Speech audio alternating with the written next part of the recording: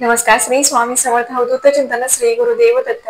तर बघा, एक आज मी उपाय खास सांगणार आहे, की खरंच ज्यांना खरं म्हणजे नाही का थोडे छोट्या-छोट्या गोष्टीवरून खूप सारं टेन्शन येते किंवा रात्रीचं झोप लागत नाही शांत किंवा बघा जे व्यक्ती म्हणजे विचार करून अक्षरशः ते डिप्रेशनमध्ये गेलेले आहेत, अशा व्यक्तींसाठी खरं तर मी आज तुम्हाला उपाय सांगणार आहे, की जेणेकरून बघा आपण संध्याकाळी झोपतो तर त्याच टायमिंगला आपल्याला हा खरं तर उपाय करायचा आहे आणि तो उपाय कसा करायचा आहे आणि उपाय केल्यानंतर ना आपल्याला मेन म्हणजे कशाचा उपाय करायचा आहे तर तेच मी तुम्हाला सांगते. व्हिडिओ नक्की कंटिन्यू करा. तर बघा, संध्याकाळी झोपण्यापूर्वी आपण खरं तर अख्ख्या दिवसभरात जे काही काम केलेलं असतं किंवा जे काही आपण म्हणजे नाही का टेन्शन मध्ये असतो, दिवसभर हे कर ते कर ते कर, म्हणजे ह्याच विचारात आपण संध्याकाळची झोप देखील घेत असतो आणि मग ती शांत झोप लागत नाही.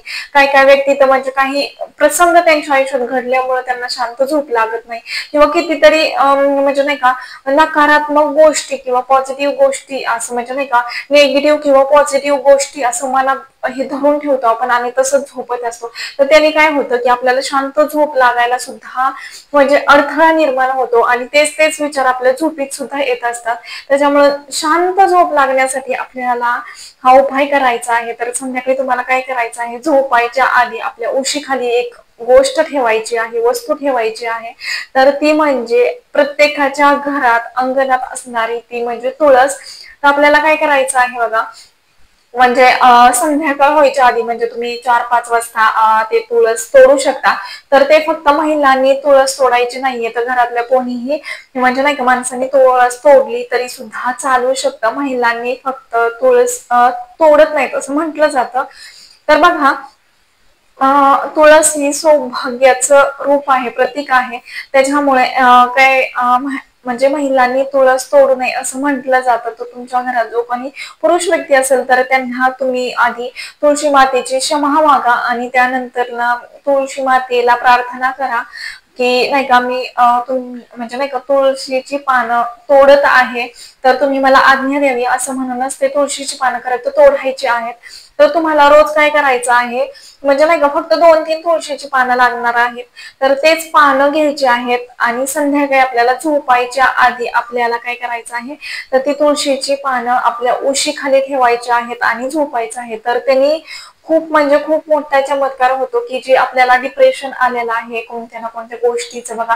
एखादी व्यक्ती असं म्हणतो, की आपण नाही का सततचा विचार करून ती व्यक्ती फार डिप्रेशन मध्ये गेलेली असते. म्हणजे त्याला शांत झोप सुद्धा लागत नाही. एवढं काही काहींना त्रास आहेत आता सुद्धा. तर बघा, तुम्ही काय करायचं आहे, 2-3 तुळशीची पानं घ्यायची, आपल्या उशाखाली ठेवायची आणि झोपायचं आहे. तर त्या तुळशीच्या वासाने एक म्हणजे ते तुळस ही एक आयुर्वेदासाठी म्हणजे आयुर्वेद म्हणून सुद्धा आपण वापर करतो आणि वैज्ञानिक कारण सुद्धा तुळशीला दिलेलं आहे. तर बघा, तुळस जेव्हा आपण जवळ ठेवून झोपतो, उशाखाली घेऊन झोपतो ना, तर त्या तुळशीच्या वासाने आपलं माइंड, आपलं मन म्हणजे नाही का एक म्हणजे फ्रेश होतं, शांत होतं. जो काही दिवसभराचा विचार निगेटिव्ह असो किंवा पॉझिटिव्ह जे विचारचक्र आपल्या मनात चाललेलं असतं, तर ते शांत होतं आणि आपल्याला त्या वासाने किंवा जे काही आपल्या नाकात वगैरे इन्फेक्शन झालेलं असेल तर ते सुद्धा त्या वासाने दूर व्हायला मदत होतं बघा. तर त्याच्यामुळे आपल्याला काय करायचं आहे, संध्याकाळी जेव्हा तुम्ही झोपता त्याच्या आधी तुम्हाला 2-3 तुळशीची पानं उशाखाली घेऊन झोपायचं आहे बघा. यांनी तुमचं जे काही दिवसभराचं डिप्रेशन आहे किंवा जे काही विचार आहेत तर ते दूर होतात, निगेटिव्ह ऊर्जा आपल्यापासून दूर होते आणि शांत झोप लागायला मदत होते आपल्याला. तर बघा, की हा उपाय आपल्याला रोज करायचा आहे, म्हणजे जोपर्यंत तुम्हाला करता येईल तोपर्यंत हा उपाय करायचा आहे.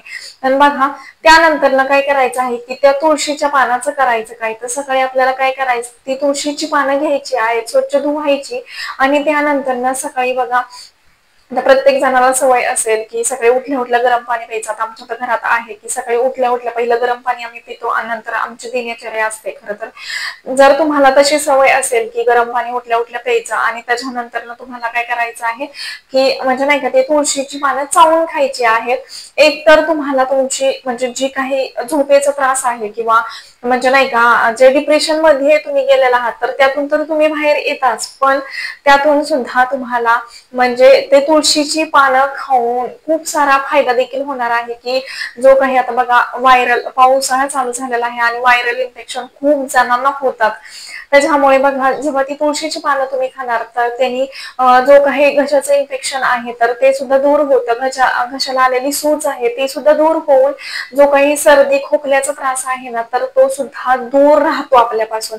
त्याच्यामुळे दोन फायदे आहेत की एक तर आपण डिप्रेशन मधून बाहेर येतो, निगेटिव्ह ऊर्जा जाते. त्याच्यानंतर ना ते चावून खाल्ल्यानंतर ना तुळशीची पानं जेव्हा चावून होतो तर त्याचा देखील आपल्याला फायदा या गोष्टीने होणार आहे.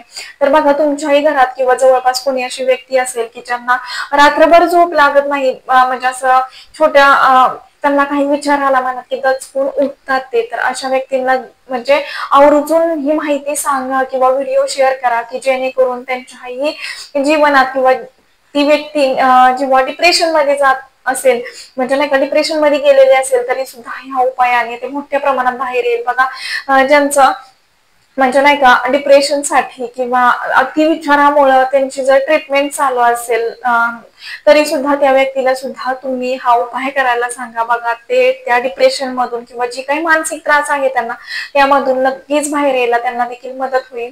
तर अशी ही माहिती आहे. तर नक्की म्हणजे नक्की तुम्हाला जर स्वतः करायचे असेल तर स्वतः तुम्ही करू शकता किंवा ज्यांना खरंच गरज आहे त्यांना देखील तुम्ही हा व्हिडिओ शेअर करू शकता. तर जरी काही माहिती समजली नसेल तरी सुद्धा तुम्ही कॉमेंट बॉक्समध्ये मला विचारू शकता. तर आतापुरतं एवढंच. झालेली सेवा मी महाराजांची निरुजो करते. व्हिडिओ आवडला असेल तर लाईक करा, शेअर करा आणि चॅनेलवरती नवीन असाल तसंच नवनवीन व्हिडिओ पाहण्यासाठी चॅनेलला सबस्क्राईब करा. धन्यवाद. श्री स्वामी समर्थ.